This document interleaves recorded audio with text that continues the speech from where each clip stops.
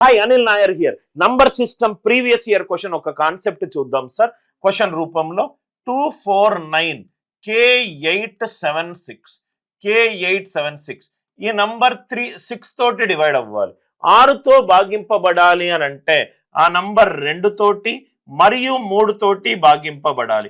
2తో భాగింపబడాలంటే యూనిట్ అంకె unit already ఇది సరి సంఖ్య ఉంది అంటే 2 తోటి ఆల్రెడీ ఉంది. నాకు ఏం కావాలి?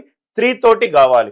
3 తోటి కావాలి అని అంటే సమ్ ఆఫ్ ది డిజిట్స్, ఆ సంఖ్యలోని అంకెల మొత్తము కూడా 3 తోటి భాగింపబడాలి. సంఖ్యలోని అంకెల మొత్తం కూడా 3 తోటి భాగింపబడాలి. అంటే ఏమవుతుంది సార్? 2 + 4 + 9 + K + 8 + 7 + 6 ఇది 3 తోటి భాగింపబడాలి. ఇది 3తో భాగింపబడుతుంది. 7 + 8 15 ఇది 3తో భాగింపబడుతుంది. 4 + 2 6 ఇది 3 తోటి, ఇది 3 తోటి. అంటే K వాల్యూ 0 కానీ 3 కానీ 6 కానీ 9 కానీ అయి ఉండొచ్చు. క్వశ్చన్లో లీస్ట్ వాల్యూ ఆఫ్ K అన్నాడు. K అతి తక్కువ వాల్యూ ఏది తీసుకుంటుంది? కాబట్టి ఈ క్వశ్చన్కి ఆన్సర్ ఎంత? Option B. లాజిక్ అందరికీ అర్థమైంది కదా సార్?